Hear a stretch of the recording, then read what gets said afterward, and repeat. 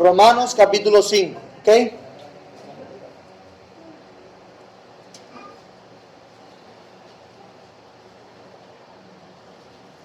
Leemos este pasaje, oramos al Señor y avanzamos con nuestro tiempo de escuela dominical, ¿ok? Dice la palabra de Dios en Romanos capítulo 5, vamos a leer hasta el versículo 11. Dice así la palabra de Dios. Les ruego me sigan desde sus Biblias. Justificados pues por la fe, tenemos paz para con Dios por medio de nuestro Señor Jesucristo, por quien también tenemos entrada por la fe a esta gracia en la cual estamos firmes, y nos gloriamos en la esperanza de la gloria de Dios. Y no solo esto, sino que también nos gloriamos en las tribulaciones, sabiendo que la tribulación produce paciencia, y la paciencia prueba, y la prueba esperanza, y la esperanza no avergüenza, porque el amor de Dios ha sido derramado en nuestros corazones por el Espíritu Santo que nos fue dado. Porque Cristo, cuando aún éramos débiles, a su tiempo murió por los impíos. Ciertamente apenas morirá alguno por un justo, con todo pudiera ser que alguno osara morir por el bueno. Mas Dios, a diferencia de aquel posible bueno, mas Dios muestra su amor para con nosotros, en que siendo aún pecadores, Cristo murió por nosotros. Pues mucho más, estando ya justificados por su sangre, por él seremos salvos de la ira. Porque si siendo enemigos, fuimos reconciliados con Dios por la muerte de su Hijo, mucho más estando reconciliados seremos salvos por su vida. Y no solo esto, sino que también nos gloriamos en Dios por el Señor nuestro Jesucristo, por quien hemos recibido ahora la reconciliación. Oramos. Padre nuestro que estás en los cielos, honramos, santificamos tu nombre.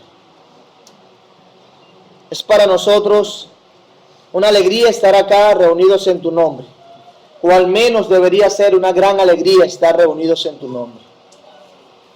Queremos acercarnos a ti en el nombre de Jesús, nuestro Señor, confiando en su justicia, en sus méritos y no en los nuestros. En primer lugar, para agradecerte, para que nuestras acciones de gracia sean reales ante ti. Gracias por esta semana, gracias por cuidarnos, gracias por preservarnos en la fe. Gracias porque aunque hayan sucedido cosas que creemos malas, poco beneficiosas, gracias porque entendemos que tú ordenas todas las cosas para el bien de nuestras almas. Gracias, Señor. Gracias porque contamos contigo, que está al control de todas las cosas, para estar en paz y descansado sea lo que sea que pase, en nuestro país, en nuestra familia, en nuestro trabajo, en nuestros estudios. Tú estás con nosotros. Gracias, Señor. Te alabamos y te bendecimos por tus grandes obras, las cuales podemos recordar y afianzar nuestra fe para no pecar contra ti. Queremos rogarte también hoy, mi buen Dios, que nos sigas ayudando en este tiempo de clase dominical, de escuela dominical.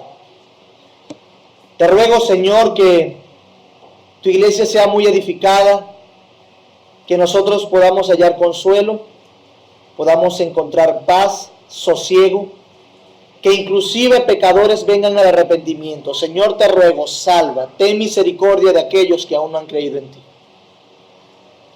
Mi buen Dios, te ruego que uses a tu siervo, aunque lleno de limitaciones, aunque lleno de debilidades, para cumplir tu propósito en la enseñanza de este día. No solo en la clase, sino también en la predicación de tu palabra. Te ruego, Señor, que tu Espíritu Santo esté en medio nuestro y que tu iglesia pueda estar muy atenta. Concédenos atención. Concédenos, Señor, la capacidad de entender tu palabra, tus enseñanzas, y también concédenos la capacidad de aplicarla a nuestra vida. Te ruego que hagas esta enseñanza muy personal y que nos humille, pero que también nos recuerde que en un momento, cuando tú vengas, Señor, seremos exaltados en gloria. Nos entregamos a ti y te doy gracias por cada persona que hoy nos visita. Te ruego que le hagamos sentir cómodos, ayúdanos en eso. Y que lo mayor que sea hoy impactando su vida sea tu palabra. Te lo ruego, Señor, en el nombre de Jesús. Amén. Amén. Bueno, mis hermanos, como la mayoría sabe de lo que estamos aquí, continuamos en nuestra serie ¿Qué creemos? ¿Ok? ¿Qué creemos? A través de la exposición de las Escrituras, presidido por la Confesión Bautista de Londres de 1689, estamos viendo qué creemos, porque no es lo mismo decir que creemos en lo que dice la Biblia o que creemos en la Biblia. No es lo mismo decir eso a decir que nosotros creemos algo acerca de lo que la Biblia enseña. Porque hay muchos herejes, muchas personas que enseñan doctrinas falsas y tienen una Biblia con ellos. Así que vamos a ver qué nos dice la Biblia acerca de las diferentes doctrinas que nos enseñó nuestro Señor Jesús y los apóstoles. ¿Ok? Entonces, estamos en el capítulo número de la justificación. Y la semana pasada, cuando comenzamos este capítulo, una de las cosas que quería que pensáramos era acerca de la necesidad de la justificación. Y para eso debíamos preguntarnos si el hombre por sí mismo puede reconciliarse con Dios. Si el hombre puede hacer mérito suficiente para estar en paz con Dios. Decíamos también que si es verdad lo que dice la Biblia, la paga del pecado es muerte. Y como dice el Salmo 7, Dios está irado todos los días contra el pecador. Como dice el mismo Jesús en Juan 3:36, que el que cree en el Hijo tiene la vida, pero el que no cree, la ira de Dios está sobre él. Son palabras de juicio para el pecador, para aquel que se ha opuesto a Dios. Pero eso presenta algunas dificultades, porque conocemos que Dios está dispuesto a perdonar y que Dios nos dio la oportunidad de reconciliarnos con Él. Pero la Biblia enseña que Dios no tomará por inocente al culpable. La pregunta es, ¿nosotros somos inocentes o culpables? La humanidad es culpable. ¿Ok? Así que, ¿cómo Dios entonces puede reconciliarnos con Él y tomarnos por inocente? Dice la palabra de Dios que abominación a Dios es el que justifica al impío y el que castiga al justo. ¿Cómo Dios puede ser justo si está justificando al impío? Presenta una aparente contradicción. Y la doctrina, o lo que vamos a ver o estamos viendo acerca de la justificación, nos da esa respuesta. Y para eso voy a rápidamente refrescar sus mentes lo que hemos visto. Dice el párrafo 1, a quien Dios llama eficazmente, también justifica gratuitamente, no infundiéndole justicia y rectitud, sino perdonándole sus pecados y considerando y aceptando sus personas como justas. No por nada que hay en ellos o hecho por ellos, sino solamente por causa de Cristo, no imputándoles la fe misma, ni la acción de creer, ni ninguna otra obediencia evangélica como justicia, sino imputándoles la obediencia activa de Cristo a toda la ley y su obediencia pasiva en su muerte para la completa y única justicia de ellos por la fe, la cual tienen no de sí mismos, es don de Dios.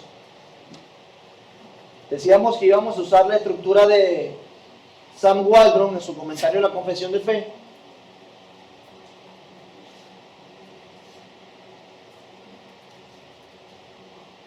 Ok, y hablábamos de la naturaleza de la justificación, de su esencia, de su base y el método de la justificación. Y cuando considerábamos la esencia de la justificación, nos hacíamos la siguiente pregunta: ¿en qué consiste esencialmente la justificación?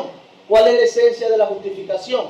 ¿Qué alcanza? Puede ser otra pregunta. La justificación dice, dale adelante, dale, que la esencia de la justificación es el perdón y la aceptación. Dios nos justifica y nos perdona y nos acepta. Esa es la esencia de la justificación. Luego vimos ¿qué no es la justificación? Decíamos que a diferencia de lo que enseña el catolicismo romano, la justificación no es una transformación moral, no infundiéndole justicia y rectitud, sino que la justificación es una transacción legal, perdonándole sus pecados y considerando y aceptando sus personas como justas. Hasta aquí voy muy rápido porque es un resumen de lo que ya hemos visto. Pero quisiera hacer énfasis en algunas cosas importantes. La justificación. La justificación es aquel acto, podemos decirlo, legal, donde Dios declara al injusto como justo. Eso es la justificación, ¿ok? Pero, recordando lo que veíamos la semana pasada, decíamos que nosotros, los protestantes, los evangélicos o cristianos evangélicos, como se llama comúnmente en la actualidad, a diferencia de nosotros, los católicos romanos creen que la justificación viene como una infusión de justicia. ¿Qué es una infusión de justicia? ¿Qué significa eso? Bueno, la infusión de justicia significa que en la salvación del pecador, los méritos del Señor Jesús en la cruz se infunden con su justicia, es decir, se necesita la justicia de Cristo más la justicia del pecador. Y juntos, ambas justicias, la de Cristo y la del pecador, constituyen la base de la salvación. La pregunta es, ¿lo que nosotros vemos en la Biblia es eso? ¿Dios infunde justicia al pecador junto con su justicia propia? ¿Qué es lo que hace el Señor?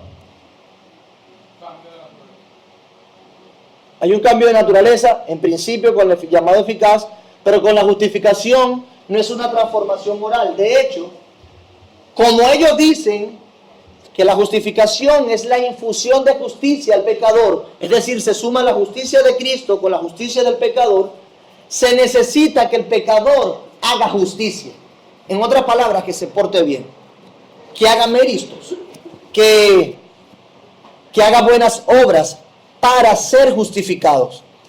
La justicia de Cristo no es suficiente entonces y se necesita méritos propios.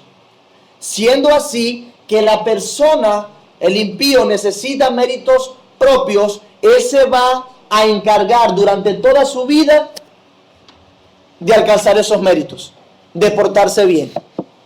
Por eso es que precisamente el catolicismo romano nos habla que la justificación es el inicio del proceso de la santificación. Y lo unen. Entonces, nosotros precisamente creemos que eso no es así. Otro dato importante que nos puede ayudar a entender esto es que, y hablo del catolicismo romano en primer lugar porque es el contexto donde se escribió la Confesión de Fe de Londres de 1689, y además es porque en general es nuestro contexto.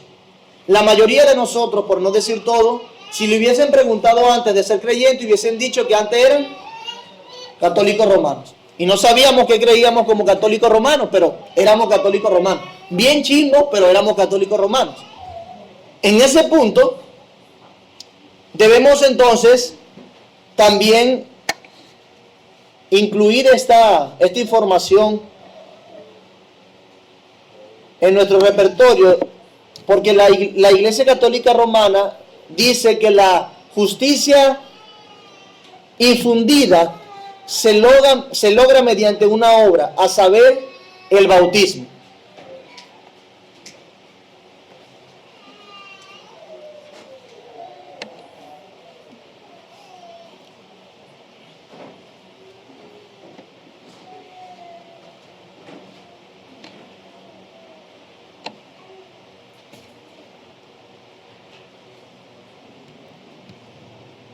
Un dato más que es importante. Usted pregunte a la doctrina católica romana cómo se obtiene la justicia o la justificación. Y ellos van a responder. La justicia infundida se logra mediante una obra. ¿Cuál obra? El bautismo. Si la persona no se bautiza, no se le será infundida la justicia de Cristo en acompañamiento con la propia para ser salvo. Entonces, de nuevo, dicen que la justificación es por obras. Se debe hacer una obra. Esta forma en que obtienes esa justicia, entonces, básicamente dice que la salvación por gracia sola no es suficiente. Tienes que agregar tus obras, además de tu obediencia a la obra de Cristo. Si, siendo más precisos, quiero volver a citar al Concilio de Trento, donde ellos establecen esta doctrina y dice: si alguien dice que solo por la fe, lo impío está justificado, de tal manera que significa que no se requiere nada más para cooperar a fin de obtener la gracia de la justificación, y que de ninguna manera es necesario que esté preparado y dispuesto por el movimiento de su propia voluntad, que sea anatema. Ellos declaran anatema o maldito a todo aquel que diga que la justificación es por la fe sola. ¿A quién están declarando anatema?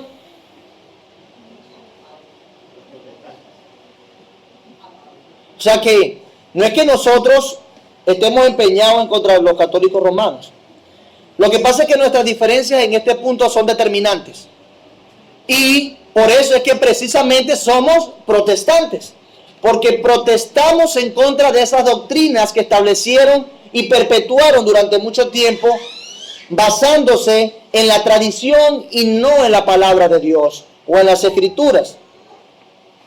Roma, en otras palabras, ha negado el evangelio de Cristo al decir que el evangelio de Cristo se obtiene no solamente por la fe en Jesús y no solamente por los méritos de Él, sino también por las obras, por nuestras buenas obras.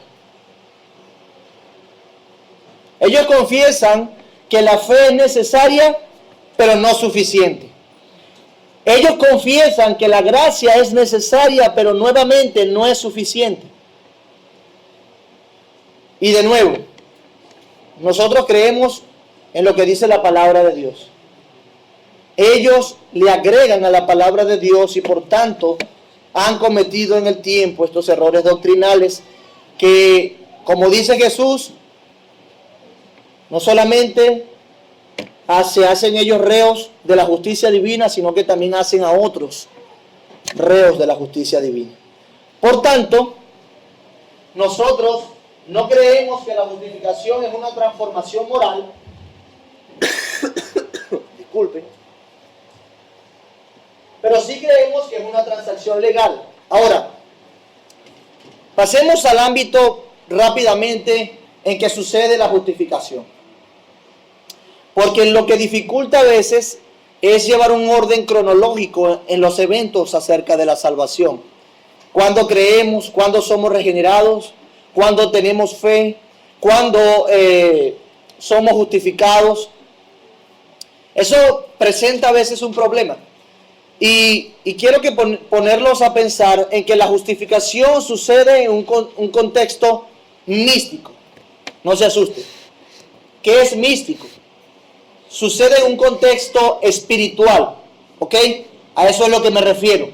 No en un contexto de nuestros sentidos tangibles. Se evidencia en nuestra vida, pero sucede en Cristo. Sucede místicamente o espiritualmente. En ese sentido es que uso el término místicamente. Por eso es que, siendo consecuentes entonces, Dios... Bueno, sí. Recordemos, el pecador, ¿cómo estaba antes de Cristo? Muerto. Entonces, vamos a la ilustración general. Cementerio, que no sea el Metropolitano porque está muy feo. Estamos en un cementerio, los muertos están en la tumba y no pueden hacer nada por sí mismos. Por más que yo le diga a un muerto, párate, párate, ese muerto, ni que lo fajen chiquito, ¿eh? Ese muerto se queda allí. ¿Ok? Siendo así, lo que hace Dios, quien sí puede dar vida, es llamarlo eficazmente. ¿Recuerdan? Dios llama eficazmente a ese muerto. Ese muerto era yo, ¿ok? Yo estaba ahí en la tumba. Dios me llama eficazmente y yo cobro vida, ¿ok? Mi corazón es cambiado, mi percepción espiritual es cambiada, mis voluntades son cambiadas, soy regenerado. En otras palabras, a través del llamamiento eficaz. Y una vez vivo, una vez yo teniendo un corazón nuevo y pudiendo percibir a Dios, porque con el corazón muerto de piedra no podía percibir a Dios como me lo expresan las Escrituras, entonces yo puedo ver la condición en la que estoy. Wow, necesito a Cristo, y con ese nuevo corazón puedo elegir a Dios, porque Él me llamó eficazmente. Ok, en ese sentido lógico, no cronológico, repito, en ese sentido lógico, no cronológico, la regeneración precede al ejercicio de la fe. Y luego soy justificado. Dios me declara justo porque yo he creído en Cristo, que es lo que vamos a ver más adelante. Pero eso para darle un abreboca. Vamos a verlo con más claridad en breves momentos. Decíamos que la base de la justificación no está en nosotros, sino en Cristo. No por nada que hay en ellos o hecho por ellos, sino solamente por causa de Cristo. Y quedamos entonces en el método de la justificación. Imputación. Ok. ¿Cuál es el método de la justificación? Pregunto, no es retórica. ¿Cómo Dios justifica?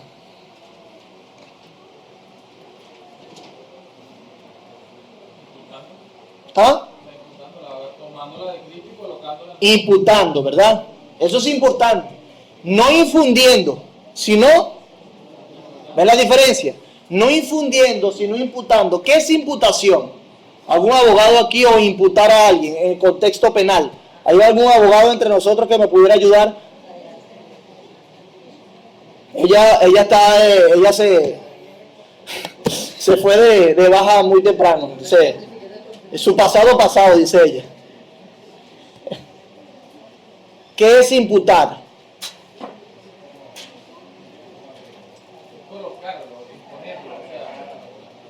Colocarlo. Imponerlo a cuenta de alguien. Perfecto. ¿Alguien más? Los estudiantes, los abogados frustrados que querían pero no pudieron, pero investigaron algo.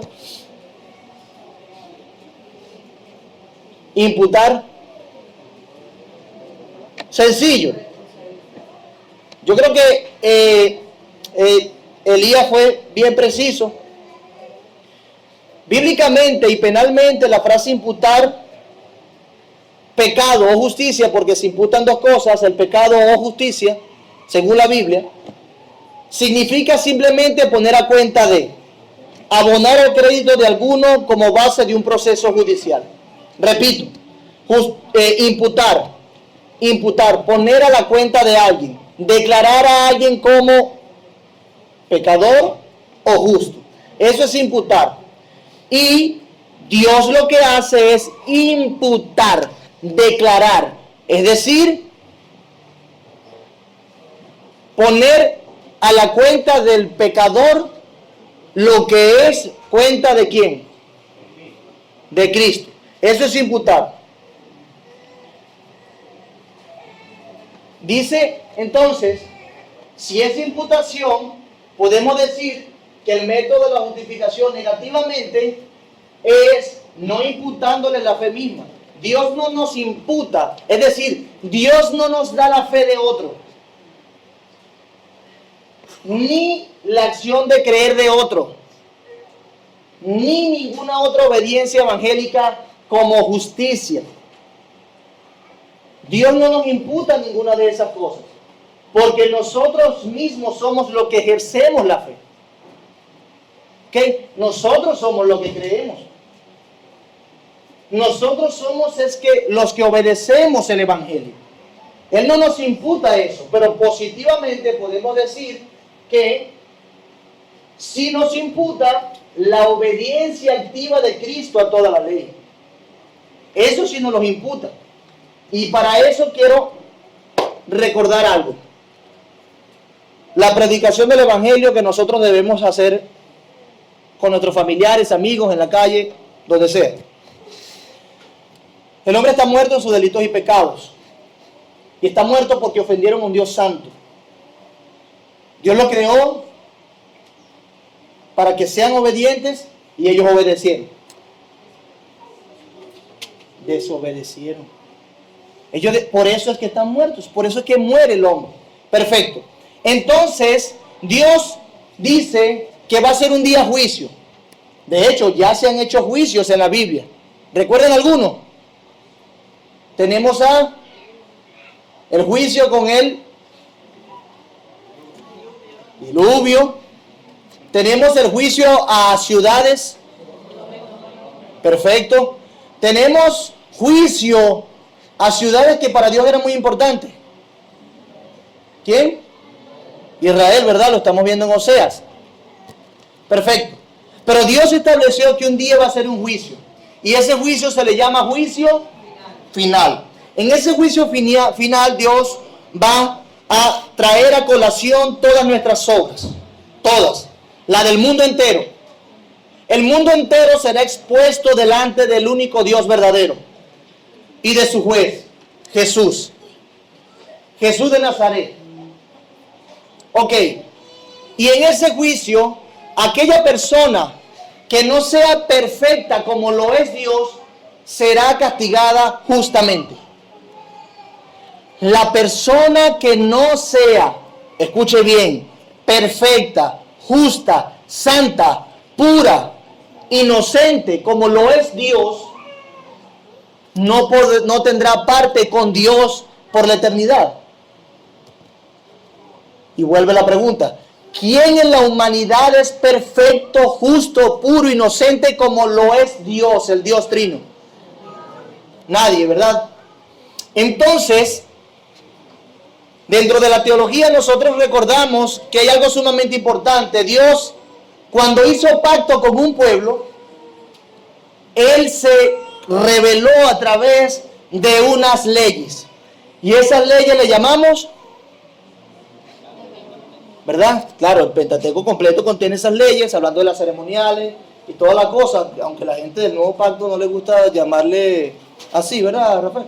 Entonces, pero podemos decir que tenemos un decálogo, los 10 mandamientos, la ley moral. Pablo nos enseña, el apóstol Juan nos enseña que la ley moral, el decálogo, nos comunica el carácter de Dios. El carácter de Dios. ¿En qué se resume el decálogo? Amarás a Dios con todo tu corazón, con toda tu alma, con todas tus fuerzas. ¿Y en qué más? Y a tu prójimo como a ti mismo. Perfecto, tenemos esas dos cosas. Siendo así, la persona que pretenda, o el pecador que pretenda estar delante de la presencia de Dios por la eternidad, tener parte con Él, necesita, y valga la redundancia, necesariamente haber cumplido perfectamente esa ley. Viene un hombre, un evangelista dice que era joven, el otro dice que era un hombre, otro que era un hombre prominente, llegó y se arrodilló frente a Cristo y le dijo: Señor, Maestro, ¿qué haré para tener la vida eterna? Cumple los mandamientos. Ay, yo todo eso lo he cumplido. Sí, ok, esto y esto y esto. Sí, desde mi juventud, Señor. Bueno, una cosa te falta. Él era rico. Ve, vende todo lo que tienes y dalo a los pobres. Y sígueme. Haz tesoro en los cielos, no aquí. En otras palabras le dijo. ¿Y él qué hizo? Se entristeció, se hizo el loco y se fue. ¿Quién era el Señor Jesús? Es Dios demandándole algo. ¿Qué le estaba demandando? Que amara a su prójimo como a sí mismo. El hecho de que él repartiera sus riquezas entre los pobres estaba diciendo: lo que yo tengo, quisiera que ustedes también lo tienen. Y eso es amar a tu prójimo como a ti mismo. ¿Y él qué hizo? No obedeció.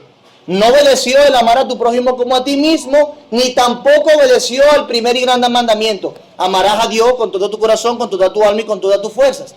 ¿Cómo no lo obedeció? Bueno, no le hizo caso a Dios. ¿Y quién es Jesús? Dios. ¿Ok? Y no le amó, porque él debía dejar todo para seguir a Cristo. Y él vio a Cristo no tan importante como para seguirlo. ¿Qué les parece? O sea que no cumplió los mandamientos de verdadito. Le estaba cayendo muela al Señor, o al menos él no sabía lo que estaba pasando con su propio corazón. Siendo esto así, entonces, este hombre judío que pretendía tener el cumplimiento de la ley perfecto, ni siquiera él pudo, ni siquiera los fariseos. No, nadie. Entonces toda la humanidad está destituida de la gloria de Dios. Nadie puede llegar al cielo por sus propios méritos. De hecho, si alguien dijere de ahora en adelante, yo voy a obedecer perfectamente la ley de Dios, si alguien dijera así y obedeciera perfectamente la ley de Dios, ni siquiera así podría estar delante de la presencia de Dios por la eternidad. ¿Por qué? ¿Por qué? ¿Alguien me responde? ¿Ah? Porque no es por obra. Pero hablando de la ley, suponiendo que él pudiese a partir en adelante, ¿por qué? Es bueno que lo que dices, porque debo recordar, la salvación fundamentalmente, lo voy a cambiar de términos para que lo entendamos mejor, es tener parte con Dios por la eternidad. Estar en el cielo con Cristo y con Dios por la eternidad. ¿Es por obra, sí o no? Ok, no para quién. Pero sí, la verdad es que es por obra. Bueno, me está confundiendo, no te estoy confundiendo. El punto es que para estar delante de la presencia de Dios hay que ser perfecto, y para eso se necesitan méritos, obras. El punto es que nosotros no podemos hacerlo. Se necesita ser perfecto. Perfecto como Dios es perfecto. Santo como Dios es santo. Por eso es que nadie puede por sí mismo estar en el cielo con Dios. Por sus propios medios nadie puede ser santo, perfecto, puro, inocente. De modo que en ese sentido la salvación o estar con Dios por la eternidad sí es por obras. Pero las obras tuyas no son suficientes. Y eso es lo que quiero decirte. Tus méritos, así tú desde ahora digas, yo voy a obedecer a Dios perfectamente, de ahora en adelante no podrás. Pablo nos dice que la ley está hecha para exponer nuestro pecado y para recordarnos que nosotros por nosotros mismos no podemos ser salvos. La ley nos recuerda una y otra vez que nosotros no podemos llegar a Dios por nuestros propios méritos, por nuestra propia justicia. Eso nos lo recuerda la ley.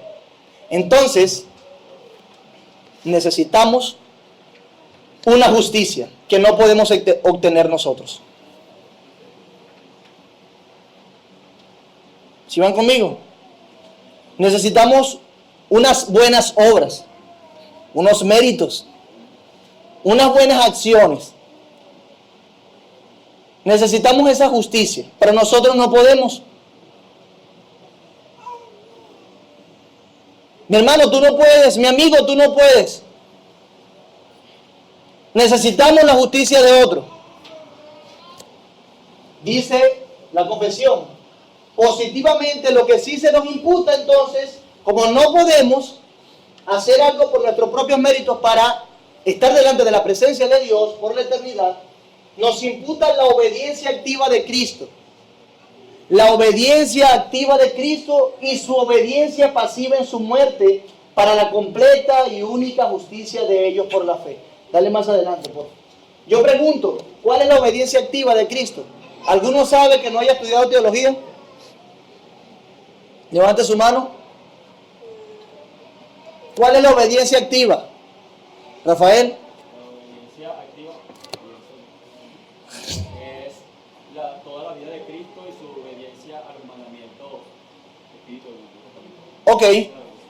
Ok. Revélale la respuesta. Imputándole la obediencia activa de Cristo a toda la ley, dice la confesión. La obediencia activa a toda la ley. A toda la ley. Eso quiere decir que Jesús obedeció cada mandamiento de la ley perfectamente.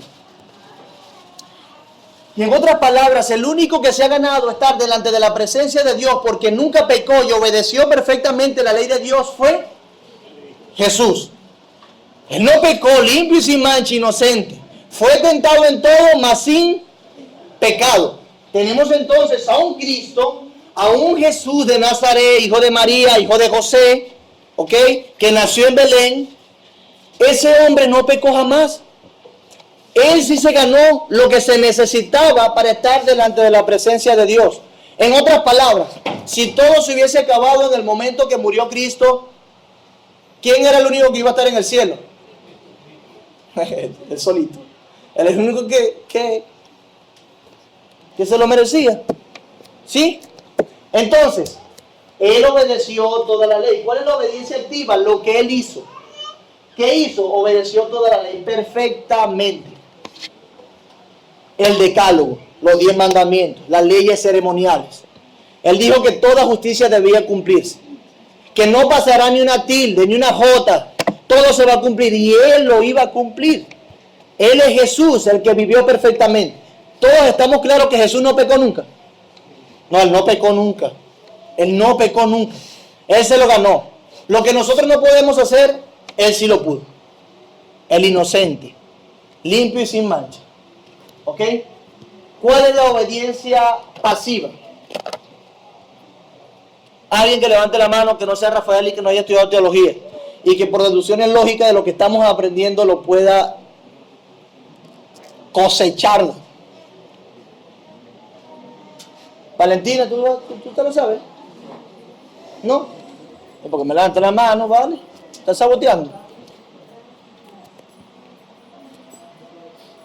Obediencia pasiva. Lean la confesión de fe. Sería algo bueno, porque estoy preguntando y respondiendo con la confesión de fe. Ajá, su muerte. Su muerte. Esa es la obediencia pasiva. Obediencia pasiva es su muerte para la completa y única justicia de ellos por la fe. Escuche, que esto es importante. Obediencia pasiva en su muerte para la completa y única justicia de ellos por la fe. En su muerte. ¿Qué significaba que Cristo muriese en una cruz?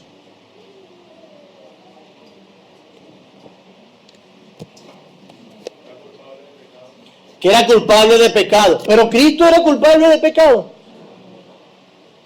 Hermano Luis.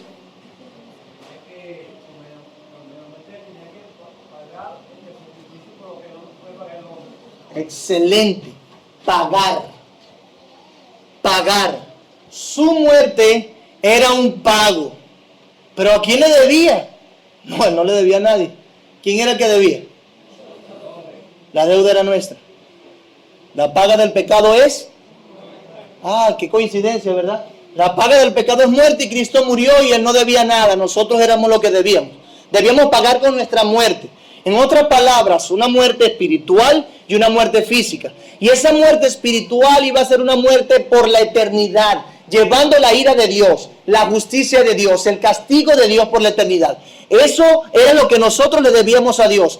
Justamente, la Biblia enseña que Dios es un juez justo y que Él no puede ver la maldad. La Biblia enseña que Dios debe hacer justicia. De modo que ahí vamos a ir respondiendo entonces la incógnita. ¿Cómo es eso que para Dios es abominación aquel que justifica al impío y Él está justificando a un impío?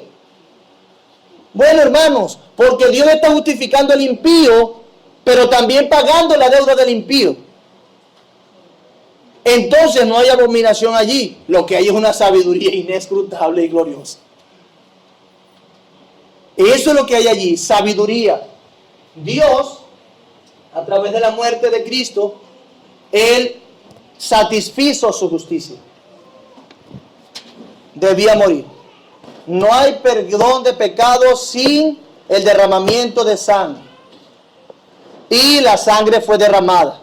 El pecado fue perdonado. Entonces Cristo tuvo una obediencia activa. Ok, esa obediencia activa nos las imputa. ¿Cuál? La obediencia de toda la ley. ¿Qué hace la obediencia de toda la ley? Nos hace perfectos delante de Dios. ¿Cierto? Nos dice que amamos a Dios con todo nuestro corazón, con toda nuestra alma y con todas nuestras fuerzas. Nos dice que amamos a nuestro prójimo como a nosotros mismos, perfectamente. El único que ha hecho eso perfectamente es Cristo. Y nos lo imputa a nosotros. Ahora, en Cristo nosotros podemos decir que hemos obedecido perfectamente la ley de Dios. ¿Sí o no? ¿Sí o no? Sí. Pero haría falta algo, la muerte. ¿Por qué? La justicia no solamente implica tú hacer algo bueno, sino también castigar al malo. Ok, ya hubo alguien bueno, pero para que sea satisfecha la justicia, ¿qué malo debe morir? Debía morir alguien. Y allí la obediencia pasiva. En su muerte, Cristo tomó nuestro lugar. La doble sustitución. ¿Alguien ha oído el término? Doble sustitución. ¿Qué significa? Que nosotros tomamos el lugar de Cristo y que Cristo toma nuestro lugar. En todas las cosas. En serio, en todo. En serio, en todo. Yo debía ir a la cruz y sufrir un infierno, pero ese lugar lo tomó Cristo.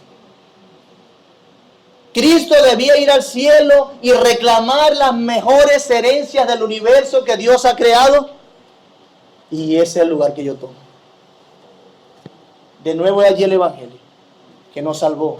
Cristo, por eso decimos que es por imputación. Yo no puedo, no se puede infundir una justicia más la mía, porque yo siempre voy a pecar. Estoy limitado en este cuerpo de muerte, dice Pablo en Romanos 7. No puedo por mí mismo, necesito a otro, una justicia perfecta, algo que me declare delante de Dios justo de una vez por siempre. Por eso es que Hebreos dice que nuestros pecados fueron perdonados para siempre, los pasados, los presentes y los futuros, porque Cristo es quien nos salvó y quien nos imputó sus méritos. Por eso es que Pablo dice que estamos escondidos en Cristo. Por eso es que nosotros oramos en el nombre de Jesús, porque es en su autoridad y en sus méritos que Dios nos escucha, no en nosotros mismos. Es allí, esa es la obediencia pasiva. Nosotros debíamos sufrir el infierno y Cristo sufrió el infierno por nosotros. En la cruz, la ira de Dios derramada sobre el Hijo de Dios. Quien no lo merecía, lo sufrió. Y quienes lo merecían, no lo sufrieron. Eso es justificación. Eso sí es justificación. No puedo encontrar nada que nosotros mismos podamos haber hecho para alcanzar eso.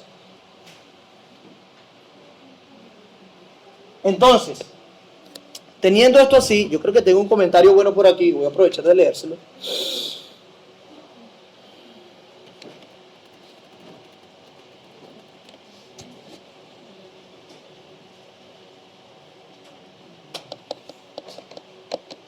Decíamos que se imputa la justicia y se imputa también el pecado, ¿verdad? Siendo así, ¿a quién se le imputó el pecado? ¿Y a quién se le imputó la justicia? A nosotros, ¿verdad? Bueno, antes de avanzar, yo tengo que buscar aquí unos versículos que me gustaría que leyéramos.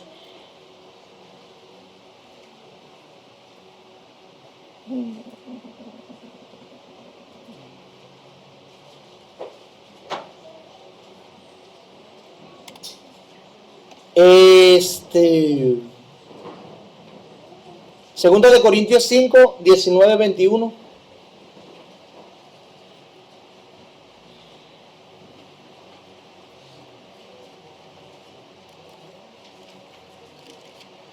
Si no lee, por favor.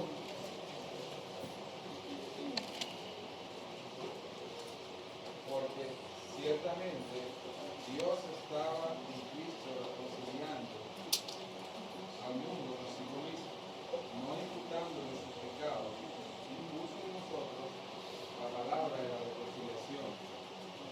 Así que somos embajadores en nombre de Cristo, como si Dios rogara por medio nuestro. Os rogamos en el nombre de Cristo, reconciliados con Dios.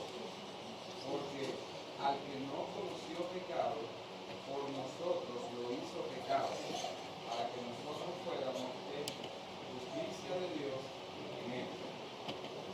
Gracias. ¿Sí lo ven claro allí?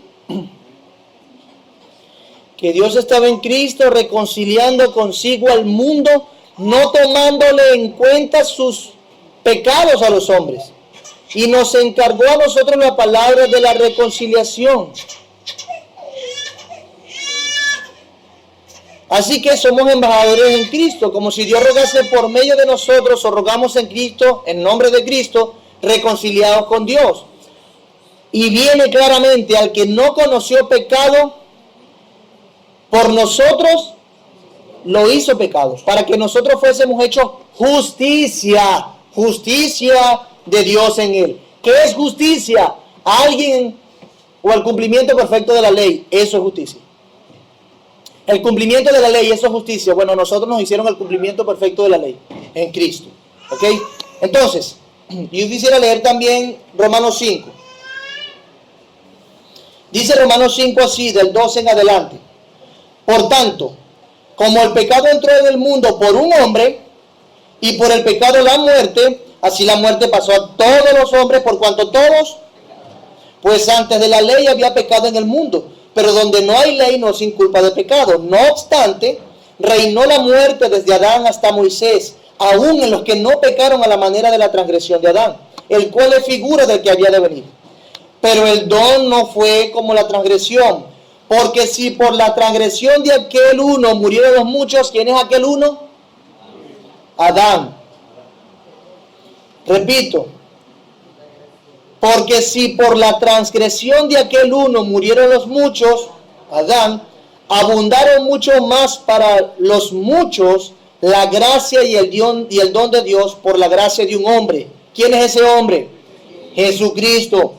Y con el don no sucede como en el caso de aquel uno que pecó, porque ciertamente el juicio vino a causa de un solo pecado para condenación, pero el don vino a causa de muchas transgresiones para justificación.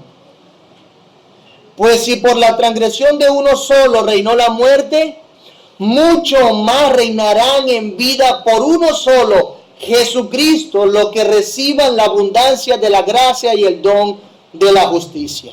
Entonces la justicia es un don. Es un don, mi amado hermano. Eso es algo sumamente importante. Hasta ganas de llorar dan, ¿verdad? Algo que cautiva. Si fuese por nosotros, estuviésemos muertos en nuestros delitos y pecados aún. Pero bueno, una pregunta que me hizo un hermano la semana pasada. ¿Qué papel juega la fe allí? La fe es una obra. ¿Será que la fe es algo que viene de nosotros mismos?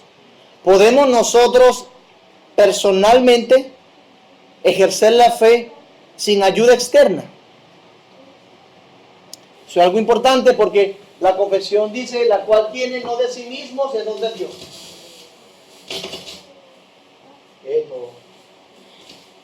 ¿A qué se le aplica la expresión la cual en esta frase? ¿Ah? Comprensión lectora, ¿verdad? La fe. Ok. ¿Qué nos dice esa frase de la fe? ¿Qué es? Es un don. ¿Qué es un don? No es un señor ya con canas. No solamente es un don. Ah, un regalo. Perfecto. Es un don, es un regalo. ¿Ok? Eso es la fe. Vean que el contraste que hace, la cual no de sí mismos, sino que es don de Dios. El párrafo completo nos dice que ni ninguna otra obediencia evangélica como justicia, sino imputándole la obediencia activa de Cristo a toda la ley, su obediencia pasiva en su muerte, para la completa y única justicia de ellos por la fe, la cual tienen no de sí mismos. Es decir, la confesión nos enseña que si nosotros ejercemos la fe, no la ejercemos por nosotros mismos, o no nació de nosotros naturalmente, sino que Dios nos la dio como un don. Ok, es un problema grande esto, porque algunos dicen, tienes que creer y tienes que ver, y Dios vio algo bueno y toda la cosa que se enseña. Pero la verdad es que queremos remitirnos a la Biblia. Sí, nosotros ejercemos la fe luego de que se nos fue dada. Y vuelvo al orden lógico de las cosas. Yo soy regenerado primero para luego ejercer la fe. No puedo ejercer la fe sin ser regenerados. ¿Qué muerto puede ejercer la fe? El llamado eficaz nos da vida y nosotros podemos responder a él. A través de la fe nos acercamos a Cristo. Siendo así, nosotros ejercemos la fe. Sí, yo soy el que creo, Dios no es el que cree. Jesús no es el que cree por mí. No, yo soy el que creo. Pero ¿cómo pude llegar yo a creer? Lo dieron. Filipenses 3:9, ¿qué dice? Ajá, busquen esos versículos. No se vayan a pelear cada uno con otro. Busquen los versículos, por favor. Te vi, Fidel. Dímelo. Hable. Estaba escuchando un predicador que decía de que después de la fe vienen las obras de la fe como un agradecimiento, de ese regalo. Ajá. Dios regaló la fe y como consecuencia viene el agradecimiento, ahí están las obras de la fe. Ah, gracias. Sí, eso lo vamos a ver en el próximo párrafo. Sí. Ok, la fe. Pero recuerden que es fe sola. Somos salvos por medio de la fe sola. De hecho, son una de las 5 solas de la Reforma. Filipenses 3:9. Ser hallado en él, no teniendo mi propia justicia, que es por la ley, sino la que es por la fe de Cristo, la justicia que es de Dios por la fe. Que claro está allí, ¿verdad? Clarísimo. Clarísimo. Pablo dice que él descansa y que le da gracias a Dios de que no depende de su propia obra. Si no estuviera muy mal, muy mal. Por eso dice, ser hallado en él, no teniendo mi propia justicia. ¿Qué dirían los católicos romanos? Sí, con la justicia de Dios. Sí, pero también necesitas tu justicia. Pero Pablo dice, y ser hallado en él, no teniendo mi propia. No, él se está olvidando de todo lo bueno que quizás él pretende que puede hacer. Y esa justicia él dice que es por la ley, sino que entiende que necesita ser hallado en él, en una justicia que está fuera de él.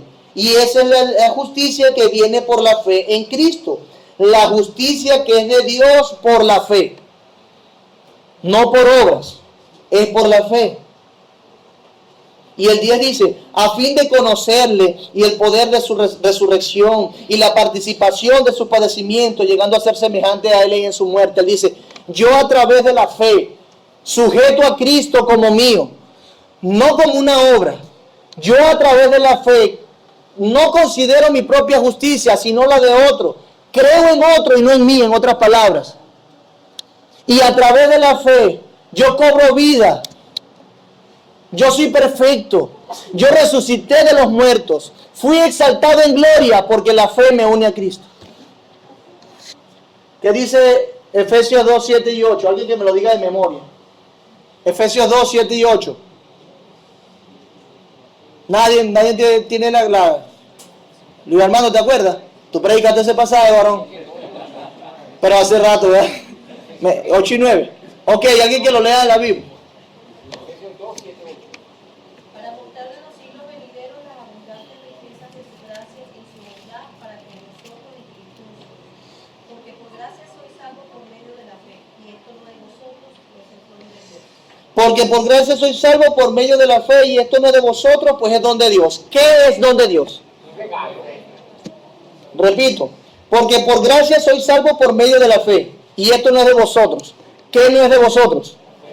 Ni la gracia ni la fe. Es decir, que desde principio a fin no tenemos nada que ver con la ejecución de nuestra salvación. Es por gracia, es un don, ¿ok? Porque por gracia sois salvos por medio de la fe. La gracia Dios nos la dio y nosotros nos agarramos a través de la fe. Y esto no viene de nosotros, es un don de Dios, tanto la gracia como la fe. Y termina diciendo, no por obras. Yo no necesito explicar mucho eso, ¿verdad? La fe no está en nosotros. Viene como un don. Y luego nosotros la ejercemos. Es diferente a decir que la base de nuestra salvación es nuestra fe. No. La fe no es una obra que nos hace salvos.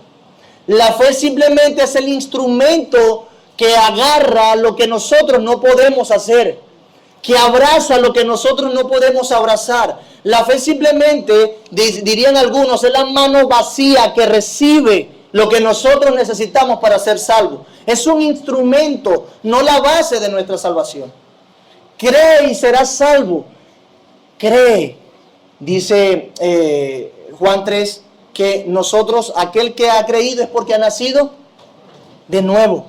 Es decir, tuvo que haber nacido de nuevo para poder creer, porque los muertos no pueden creer. ¿Ok? Y eso lo vimos en el llamado eficaz.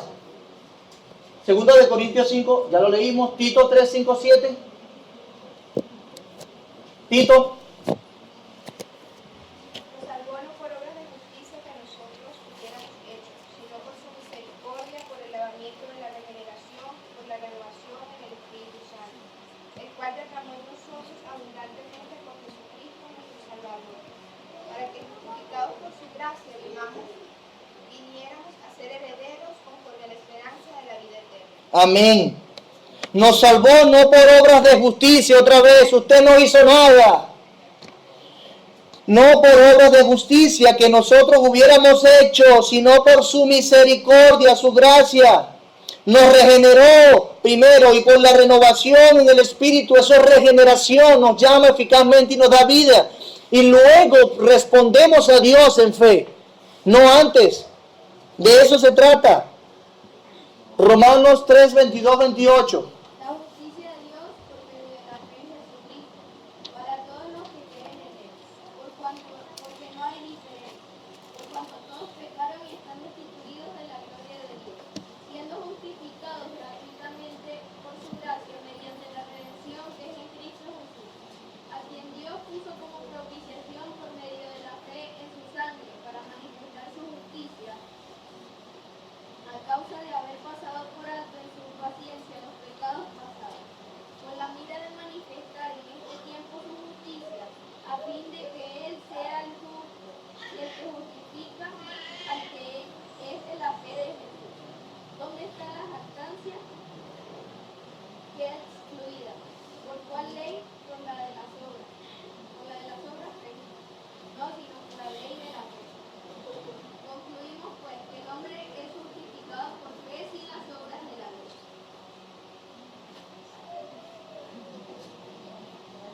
Si lo leyeron todo, yo no tengo que estar hablando mucho acerca de eso, ¿verdad? Pero sí quisiera resaltar lo siguiente. El 26 dice, con la mira de manifestar en este tiempo su justicia, a fin de que Él sea el justo y el que justifica al que es de la fe en Jesús. El 24 dice que somos justificados gratuitamente por su gracia mediante la redención que es en Cristo Jesús. Por eso es que ¿dónde está la jactancia? Yo creí y me salvé por eso, porque yo creí, porque si yo no hubiese creído, entonces yo estuviese en el infierno. ¿Dónde queda esa jactancia? Excluida. ¿Por medio de qué? ¿Por cuál ley? ¿Por la de las obras? No, por la ley de la fe, sin las obras de la ley. Lo que está haciendo Pablo es decir, somos salvos por medio, somos justificados por medio de la fe, sin las obras de la ley, solamente por la fe, sola fe, ¿ok? Y esa fe dice, y lo voy a leer aquí, antes que me pregunte Orlando para responderle. Dice Sam Waldron: la razón no es que la fe sea el don de Dios. Todas las virtudes son dones de Dios, y no obstante, solo la fe es el medio instrumental de la justificación. Romanos 4:16 y 1 Corintios 1:29-31 indican que la fe es el instrumento, porque la fe ejemplifica el hecho de que la justificación es solo por gracia sobre la base de la justicia de otro, Cristo. Dios nos justifica por la fe para que sepamos que la salvación es solo para su gloria, solo por su gracia, solo a través de Cristo. La fe es la mano vacía que agarra a Cristo. Es tomar, la fe es tomar, recibir, mirar. La fe justifica, por tanto, porque concentra toda la atención en Cristo y aparta la mirada de sí misma para dirigirla a Cristo. La fe, en otras palabras, lo que hace, y es el instrumento por excelencia que Dios ha establecido, el único, porque nos dice: yo no pude, tú sí puedes, y por eso solamente puedo es creer. Quita cualquier mérito en mí, no hay jactancia alguna, no por obra para que nadie, porque la gloria es solamente de Dios en la salvación. Y yo solamente recibo por gracia, y estoy contento de que Él me haya salvado, y que, gracias a Dios, no haya puesto su mirada en algo que yo pueda hacer. La puso en quien debía ponerla, en Cristo. En Cristo. Tengo una duda referente a la fe. O sea, estás hablando de que nosotros no podemos producir fe, pero hablando de fe salvífica, me imagino, ¿verdad? O sea, nosotros no podemos producir fe para salvarnos. La duda que tengo es, para la salvación no, o sea que diferentes tipos de fe, porque ¿cómo hace la persona que, no sé, los brujos, o cualquier persona que cree en sus dioses, sus bromas así, eso no es una fe también? Esa duda. Como otro tipo de fe. Ok, estamos hablando de los... ok. Entonces, etimológicamente podemos definir fe como el acto de creer y tener esperanza en algo. De creer en algo y tener esperanza en ese algo. Eso es la fe. En ese sentido, para cualquier otra cosa que no sea Dios, cuando estábamos muertos en nuestro delito y pecado, podemos ejercer ese tipo de fe, pero esa fe no salva, porque no es en Cristo. Ahora, nosotros podemos ejercer la fe en Cristo solo y solo cuando somos regenerados y podemos ver a Dios. Antes no lo podíamos ver. Antes no queríamos verlo, en otras palabras. Ahora, como se nos alumbraron los ojos, nos cambiaron el corazón, nos regeneraron, podemos ver a Dios, y ahora sí podemos ver el objeto de nuestra salvación y poner toda nuestra fe allí. Mientras que los otros ponen su fe en otra cosa. Pero esa fe solo la da Dios, esa de que solo la podemos ver a Él. Sí, claro, porque viene por la regeneración. Elías, ¿le iba a responder? Responde, hermano, igualito. No, lo que iba a decir era que ciertamente nosotros tenemos fe porque por diseño estamos diseñados para creer. Ahora, la fe salvífica sí es un don, pero igual nosotros por diseño venimos como que hizo una medida de fe. Gracias, hermano. Aptos para creer en algo. Dios nos imputa la fe de otro. ¿Quién ejerce la fe? ¿Quién ejerce la fe? No me preocupo tanto porque la próxima clase vamos a ver más eso, pero sí, nosotros ejercemos la fe, pero no ejercemos la fe luego de que se nos la dio. ¿Ok? Yo no puedo ejercer un carro que no tengo, pero luego que tú me das ese carro, mira que yo lo voy a ejercer y yo lo voy a usar. ¿Ok? Hermano Carlos. La Biblia define la fe como la certeza de lo que se espera y la convicción de lo que no se ve. Entonces, hablando de los ovalados y de los groseros, ¿qué practican eso? Practican eso, lo único que no lo practican hacia el Dios verdadero, ¿no? O sea, el Dios que nosotros conocemos, pero hacia Jesucristo. Por lo tanto, sí es una fe inclusive como la describe la Biblia, pero esa fe no le va a salvar. Entonces, la diferencia es esa, la salvación, la fe que nosotros tenemos, sí nos Amén. La salvación es de qué o de quién, como si es de Dios mismo. ¿De quién nos está salvando la fe? La fe nos está salvando de Dios. Porque Dios en su vida nos condena y nos condena a la muerte eterna. Entonces, ¿de qué somos salvados? De eso, de la ira de Dios y de la muerte eterna. Entonces, pero Amén. esa fe que ejercen ellos no lo va a salvar ni Por- de la ira de Dios ni de la muerte. Está añadiendo más ira y más justicia. Termino con esto. Hechos 13, 38 y 39. Sabed pues esto, varones hermanos, que por medio de Él se nos anuncia perdón de pecados, hablando de Cristo, y que de todo aquello que por la ley de Moisés no pudisteis ser justificados, porque no podían cumplirla perfectamente, en Él, en Jesús, es justificado todo aquel que cree. Romanos 3 no terminaba diciendo que Dios es solamente Dios de los judíos, no es también Dios de los gentiles, porque tanto el judío que tenía la ley como el gentil que no tenía la ley será justificado por medio de la fe en la justicia de Cristo. Amén. Entonces, el método es la imputación de la justicia activa y pasiva de Cristo. Y eso se obtiene a través de la fe, solo a través de la fe. Y no una fe que viene de nosotros mismos, sino una fe que Dios nos da como un don, junto con la regeneración. Dios nos da vida. En resumida cuenta, oramos. Señor, te doy gracias por este tiempo. Me llena de ánimo, Señor. Y si llegamos decaídos, entristecidos, espero que esta verdad haya afectado profundamente nuestra conciencia, recordarla para algunos y para otros aprenderla, y que nos anime y traiga sosiego, consuelo, descanso a nuestras almas, para que no pretendamos ya ir en pos de nuestras propias obras, porque no podemos, sino que una y otra vez abrazar la justicia de Cristo, que es la única que puede salvarnos. Bendícenos, Señor, con esa bendición de reflexionar en esta verdad. Y no solo eso, sino que te ruego que traigas a vida a muchos y los justifiques, Señor.